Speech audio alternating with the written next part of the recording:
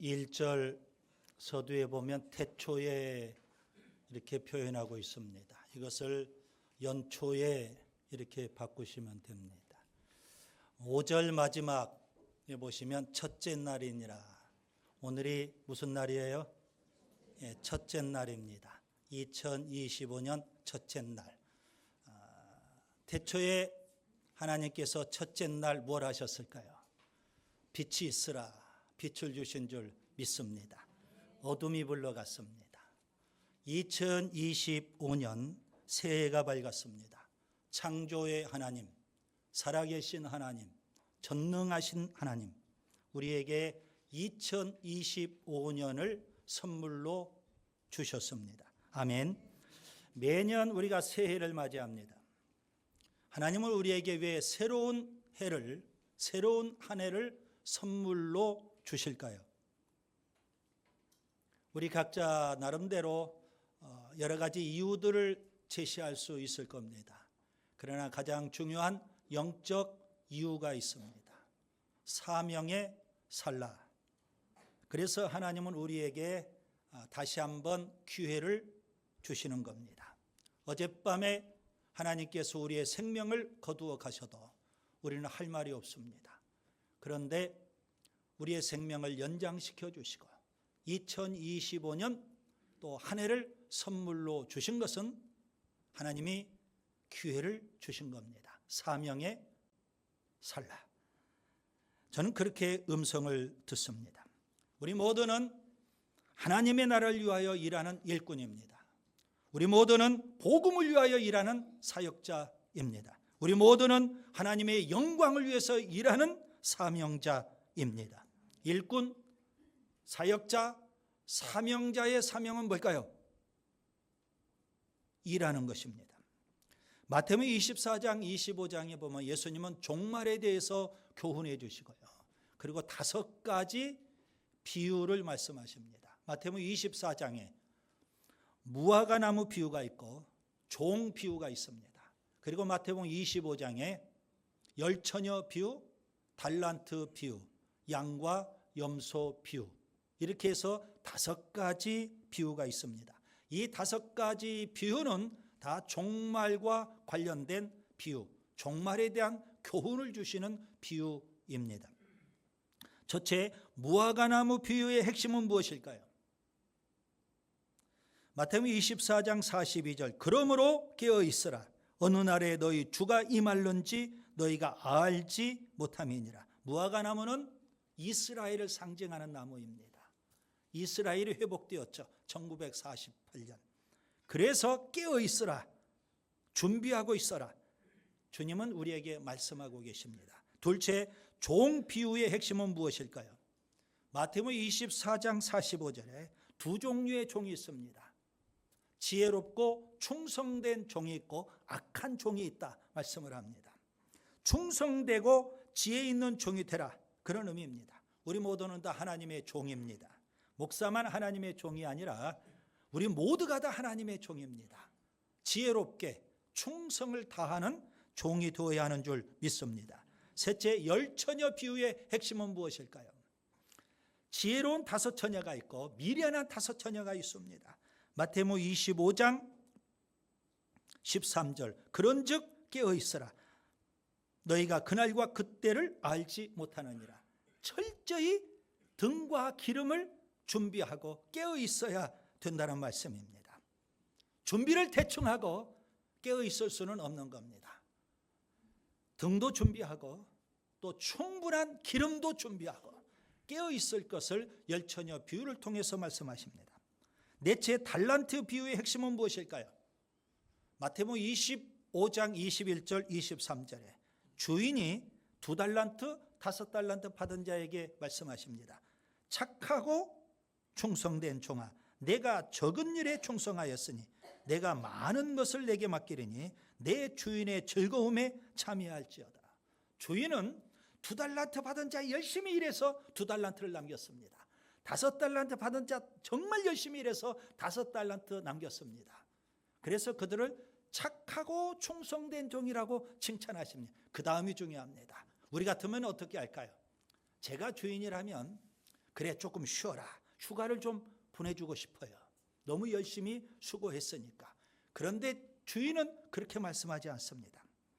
착하고 충성된 종아, 내가 적은 일에 충성하였으니 내가 많은 것을 너에게 맡길 거다. 무슨 말씀이에요? 더 많이 일하도록 일감을 맡겨주겠다. 그렇게 말씀하고 계십니다. 달란트 비유의 핵심은 뭘까요? 주인은 반드시 돌아와서 결산한다는 겁니다. 여러분, 그 결산한다는 사실이 우리를 고민하게 만듭니다. 결산이 없다면 좋겠는데 주인은 와서 반드시 결산을 합니다. 2달란트, 5달란트 받은 자처럼 착하고 충성된 종이 되어야 하는 줄 믿습니다. 다섯째, 양과 염소의 비유의 핵심은 무엇일까요? 마태복음 25장 46절에 주님은 이렇게 교훈하십니다. 그들은 영벌에, 염소 부리에 속한 자들은 영벌입니다. 의인들은 영생에 들어가리라. 양 부리에 속한 자들에게는 영생이라는 겁니다. 예수님은 영광스럽게 재림하실 겁니다. 그리고 영광의 보좌에 앉으셔서 온 세상을 심판하실 겁니다. 어떤 사람은 저주를 받게 되고 어떤 사람은 복을 받게 될 겁니다. 어떤 사람은 영벌에 처하게 되고 어떤 사람은 영생에 들어가게 될 거라는 겁니다. 우리는 지금 마지막 때 중에서도 마지막 때를 살고 있습니다. 주님 다시 오실 때까지 우리가 방금 전 봉헌 찬송을 드리지 않았습니까? 주님 오실 날이 아주 임박한 때에 우리가 살고 있습니다. 언젠가는 우리 모두가 주님의 심판대 앞에 서게 될 겁니다. 우리가 살아온 인생에 대해서 여러분이 사는 인생 자유입니다. 어떻게 살든지 여러분의 자유입니다. 왜? 자유의지가 우리에게 주어져 있으니까. 그러나 기억하세요. 주님은 반드시 재림하셔서 우리를 심판대 앞에 세우실 것이고 우리가 살아온 인생에 대해서 주님은 평가하실 겁니다. 방금 전에도 말씀드린 대로 2025년 새로운 한 해를 우리에게 주신 것은요, 선물로 주신 거예요. 그러면서도 또 다시 한번 주님께서는 우리에게 기회를 주시는 거다. 저는 이렇게 보고 있는 겁니다. 연초부터 우리가 정신을 바짝 차리고 영적으로 재무장을 하고 신바람 나게 일하면서 올 한 해 도전하며 살아야 하는 줄 믿습니다. 성경은 누구든지 일하기 싫어하거든 먹지도 말게 하라고 말씀합니다. 유대교의 랍비들은요 이렇게 가르칩니다. 너희 자녀들에게 일을 가르치지 않는 것은 자식을 도둑놈으로 만드는 것이다. 열심히 일할 것을 부모에게 그리고 자녀에게 그렇게 가르칠 것을 요구하고 있습니다. 중세의 베네딕트 수도사들은요 게으름이야말로 영혼의 가장 큰 원수라고 말합니다. 그래서 그들은 힘든 일도 마다하지 않고 적극적으로 앞장서서 일했던 겁니다. 성 프란시스 잘 아실 겁니다. 한때는 그가 방탕하게 살았습니다. 그가 회심한 이후 일평생 경건과 청빈의 삶을 삽니다. 그는 자기가 가지고 있는 모든 것을 이웃을 위해서 다 나누었습니다. 그런 사랑뿐만 아니라 노동의 신성함을 제자들에게 가르칩니다. 열심히 땀 흘려 일하자 이겁니다. 20세기 초 미국의 교육 사성가인 버틀러는요 일과 관련해서 세 부류의 사람을 말씀하고 있습니다. 첫째는 일을 창조하는 소수의 사람들이고, 둘째는 수수방관하며 기피하는 사람들이고, 셋째는 어떤 일이 일어나고 있는지 전혀 생각조차 하지 않는 사람들이 있다는 겁니다. 이걸 이렇게 쉽게 제가 표현할 수 있습니다. 첫 번째 사람은 일을 좋아하는 사람, 제가 늘 강조하듯이 사명에 사는 사람이에요. 두 번째 사람은요 일하기를 싫어하는 사람입니다. 이 핑계 저 핑계 대면서 일을 하지 않으려고 하는 사람이 있고, 세 번째 사람은요 놀고 먹으려고 하는 사람이 있어요. 여러분, 세 번째 사람 제법 많아요. 밤마다 술에 취해요. 고주망태가 돼요. 그가 왜 대통령이 되었는지 다 망각하고 살아요. 그러니 나라가 요지경이 되고 마는 겁니다. 여러분, 어떤 대통령은 평소에 술을 즐기다가도 대통령 되고 나서 내가 술을 끊어. 나에게 주은 사명이 있으니까. 이게 바른 자세가 아니겠습니까? 창세기 1장에 우리가 만나야 될 하나님은 어떤 하나님이실까요? 우주 만물을 창조하신 하나님, 인류의 역사를 시작하신 하나님, 달리 표현하면 일하시는 하나님이십니다. 창세기 1장을 읽으면서 하나님이 얼마나 열심히 일하셨는지 우리가 볼 수가 있습니다. 6일 동안 하나님은 우주 만물을 모든 지혜와 모든 능력을 다 동원해서 창조하셨습니다. 그리고 7일째 하나님은 안식하십니다. 창세기 2장 2절. 하나님이 그의 하시던 일을 일곱째 날에 마치시니 그가 하시던 모든 일을 그치고 일곱째 날에 안식하시니라. 안식하신 하나님, 달리 표현하면 어떤 하나님일까요? 일하시는 하나님이라는 의미입니다. 그렇게 일하시는 하나님의 모습을 옆에서 지켜봤던 예수님, 육신을 입고 이 땅에 오셔서 일하시기 시작하십니다. 예수님은 요한복음 5장 7절에 이렇게 말씀하십니다. 내 아버지께서 일하시니 나도 일한다. 예수님이 보실 때 하나님은 어떤 분이실까요? 여러분 자녀들이 여러분을 볼 때 여러분은 어떤 사람일까요? 예수님이 보실 때 하나님은요, 일하시는 하나님이셨어요. 내 아버지께서 일하시니 나도 일한다. 일을 좋아해야 됩니다. 놀고 먹으려고 하면 안 되는 겁니다. 밤마다 술에 취해가지고 뭘 하겠다는 거예요, 여러분. 사명에 살아야 되지 않을까요? 예수님은 식사할 겨를도 없이 그렇게 사명에 사셨고 일하셨습니다. 2025년 다시금 강조합니다. 하나님이 주신 선물일 뿐만 아니라 하나님이 주신 기회라는 겁니다. 왜요? 주님은 반드시 오셔서 우리의 인생을 평가하시기 때문에 먼저 기회를 주시는 겁니다. 어떻게 우리가 살아야 될까요? 창세기 1장을 통해서, 오늘 본문을 통해서 우리가 일하시는 하나님에게서 세 가지를 배웠으면 좋겠습니다. 따라서 합시다. 일하시는 하나님, 그 하나님을 통해서 우리가 뭘 배워야 될까요? 첫째, 하나님처럼 살리는 일을 해야만 합니다. 창조의 역사, 살리는 일입니다. 하나님이 하시는 수많은 일 가운데 특별히 살리는 일은요, 세 가지입니다. 창조, 부활, 부흥. 이 세 가지는 하나님이 하시는 살리는 일입니다. 첫째, 창조입니다. 본문 1절. 태초에 하나님이 천지를 창조하시니라. 하나님은 무에서 유를 창조하신 겁니다. 하나님의 창조 중에 최고의 절정은 생명의 창조입니다.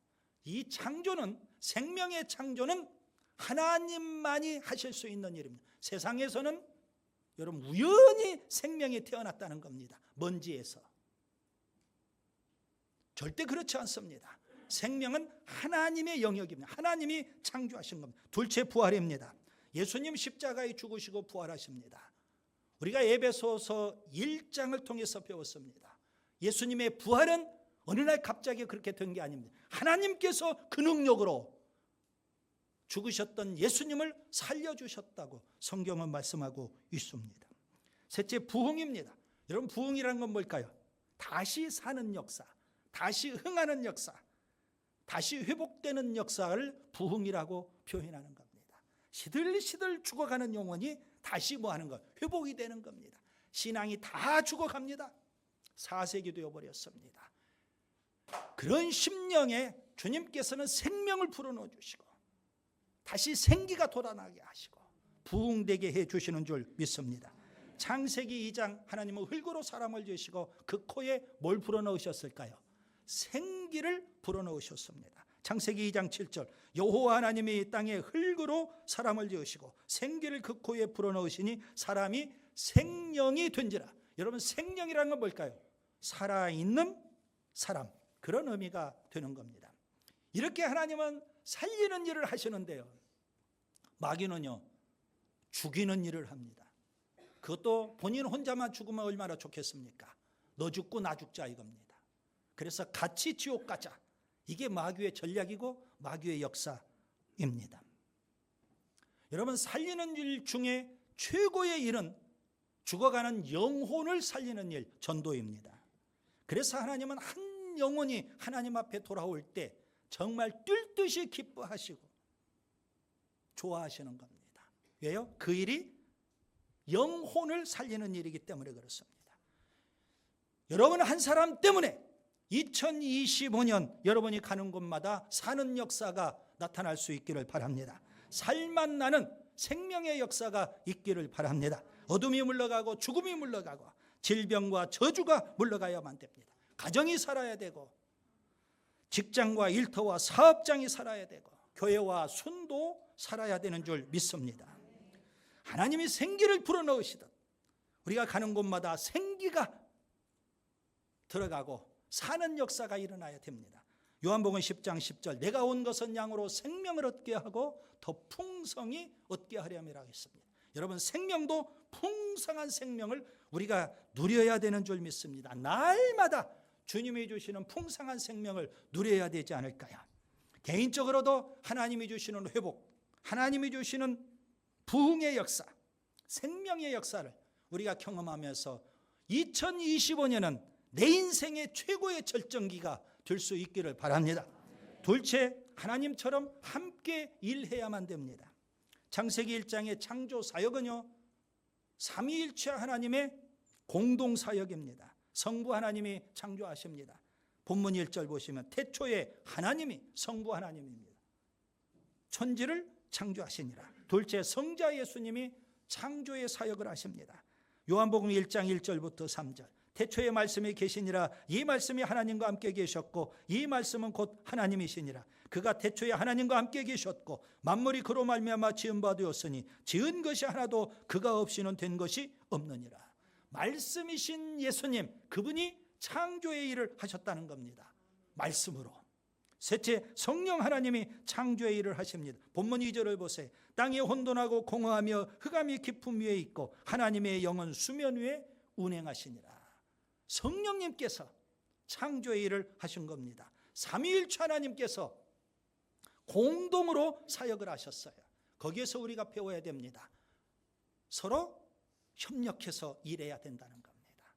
하나님을 본받고 우리가 일해야 되는데, 사명에 살아야 되는데 혼자가 아닙니다. 더불어서 함께, 이게 중요합니다. 삼위일체 하나님의 창조 사역의 절정은 사람의 창조죠.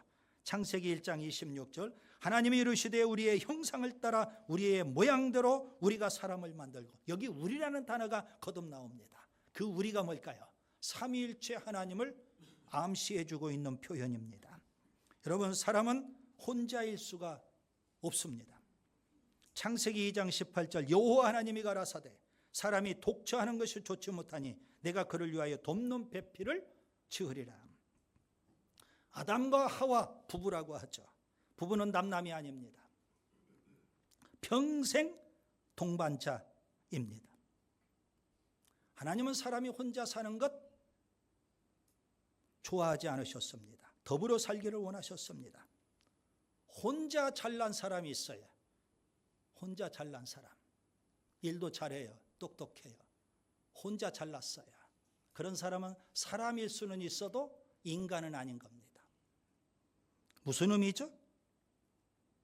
혼자일 때는 사람일 수 있어도 인간은 아니라는 의미입니다. 여러분, 인간 한자어로 보세요. 사람인, 사익한, 그게 인간입니다. 사람인, 사익한, 이겁니다. 그렇기 때문에 혼자 있으면 인간은 아닙니다. 사람은 사회적인 동물입니다. 칼 융이라는 분은 내가 진정한 내가 되기 위해서는 우리가 있어야 한다 그랬습니다. 그래서 하나님은 교회 공동체를 우리에게 주신 겁니다. 똑똑한 나한 사람이 아니라 비록 덜 똑똑하지만 모자란 건 많지만 우리가 더불어서 함께, 이게 중요한 겁니다. 우리가 사명에 살아야 돼요. 하나님을 본받아서. 그런데 더 중요한 건 뭐예요? 더불어서 함께 협력해서 일해가는 게 중요합니다. 미련한 사람은요, 일만 중요시합니다. 지혜로운 사람은요, 일하면서 관계를 더 중요시하는 겁니다. 관계. 왜요? 우리가 인간이기 때문에 그렇습니다. 혼자 잘났다고 일 중독에 빠지면 안 되는 겁니다. 더불어 함께 일하며 올 한 해 행복을 만끽할 수 있기를 바랍니다. 성경은 고독을 말하지 않습니다. 홀로 고독한 삶을 살지 말고 더불어 함께 일하며 사는 인간이 되라는 겁니다. 2025년 더불어 함께 살도록 주님이 우리에게 공동체를 주시지 않았습니까? 끊임없이 공동체로 나오세요. 더불어서 함께 손을 맞잡고 함께 가야만 인간다운 삶을 우리가 누리며 살 수 있는 겁니다. 하나님이 그러셨어요. 삼위일체 하나님. 셋째, 하나님처럼 좋은 일을 해야 합니다. 하나님은 6일 동안 창조하신 우주 만물을 바라보십니다. 하나님이 심혈을 기울여서 창조하셨어요. 모든 지혜와 모든 능력을 다 동원해서 우주 만물을 만드셨어요. 그러니 어찌 관심이 없겠어요.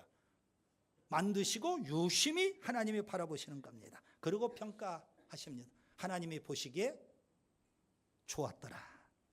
첫째 날에도 창세기 1장 4절 하나님이 보시기에 좋았더라. 둘째 날은 없어요. 그러나 둘째 날, 셋째 날 창조하시고 창세기 1장 10절, 창세기 1장 12절 두 번에 걸쳐서 하나님이 보시기에 좋았더라. 넷째 날도 창세기 1장 18절 보시기에 좋았더라. 다섯째 날도 창세기 1장 21절 하나님이 보시기에 좋았던 날. 여섯째 날에도 창세기 1장 25절 하나님이 보시기에 좋았더라. 그리고 최종 결론으로 성경은 이렇게 표현합니다. 창세기 1장 31절 하나님이 지으신 그 모든 것을 보시니 보시기에 심히 좋았더라. 여러분 창세기 1장에는 하나님이 보시기에 좋았더라 이 표현이 7번 나옵니다. 보시기에 좋았다, 참 아름다웠다 그런 의미입니다. 하나님이 흡족해 하시고 만족해 하신다 그런 의미가 되는 겁니다. 왜 그럴까요? 일하니까, 그것도 협력해서 일하니까, 거기에 덧붙여서 좋은 일 하니까 하나님이 보시기에 너무 좋으신 겁니다. 하나님께서 우리 공동체를 2025년 보실 때 보시기에 심히 좋았더라 이런 평가가 있기를 바랍니다. 하나님께서 우주 만물을 창조하시고 왜 그렇게 흐뭇해 하시고 보시기에 좋으셨을까요? 하나님의 뜻대로 선하게 창조되었기 때문입니다. 혼돈한 세상을 질서를 주십니다.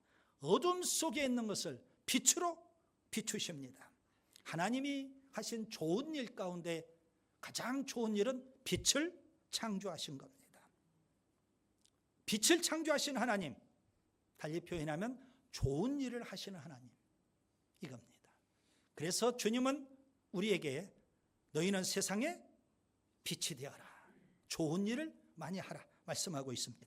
빌립보서 1장 6절 너희 안에서 착한 일을 시작하신 이가 그리스도 예수의 날까지 이루실 줄을 우리가 확신하노라. 주님 우리 안에서 착한 일을 시작하셨어요. 여러분 2025년 하나님이 주신 가장 좋은 선물 아니겠습니까? 그렇다면 좋은 일이 풍성한 한 해가 될 수 있기를 바랍니다. 로마서 8장 28절 우리가 알거니와 하나님을 사랑하는 자 곧 그의 뜻대로 부르심을 받은 자들에게는 모든 것이 합력하여 선을 이루느니라. 하나님과 동행하고 하나님과 협력해서 2025년에는 합력하여 선이 이루어지는 은혜와 축복이 있기를 바랍니다. 베드로전서 3장 10절 생명을 사랑하고 좋은 날 보기를 원하는 자는 혀를 금하여 악한 말을 그치고 그 입술로 거짓을 말하지 말고 악에서 떠나 선을 행하고 화평을 구하며 그것을 따르라. 좋은 날 보기를 원한다 그랬어요. 우리 모두가 원하는 좋은 날이 2025년입니다. 그래서 연초부터 연말까지 365일 좋은 날이 계속될 수 있기를 바랍니다. 이제 말씀을 정리합니다. 창조의 하나님, 살아계신 하나님, 전능하신 하나님, 우리에게 최고의 선물을 주셨습니다. 아멘. 2025년. 그러면서 또 한 번 하나님께서 우리에게 기회를 주신 겁니다. 창세기 1장을 통해서 우리가 배워야 될 하나님은 어떤 하나님일까요? 일하시는 하나님. 그 하나님을 본받고 우리가 사명에 살 수 있기를 바랍니다. 하나님은 삼위일체 하나님으로서 창조 사역을 같이 협력해서 하셨습니다. 우리가 사명에 살되 서로 더불어서 서로 협력해서 열심히 일하며 살아야 하는 줄 믿습니다. 하나님은 좋은 일을 하셨습니다. 대표적으로 빛을 창조하셨습니다. 어두운 세상에 빛을 창조하신 겁니다. 2025년 우리가 열심히 일하고 협력해서 일하며 좋은 일이 풍성하고, 그래서 하나님이 보실 때 보시기에 힘이 좋았더라. 우리 인생이 그렇고 우리의 가정이 그렇고 우리 일터가 그렇고 우리 교회가 그런 교회가 될 수 있기를 바랍니다. 기도합니다.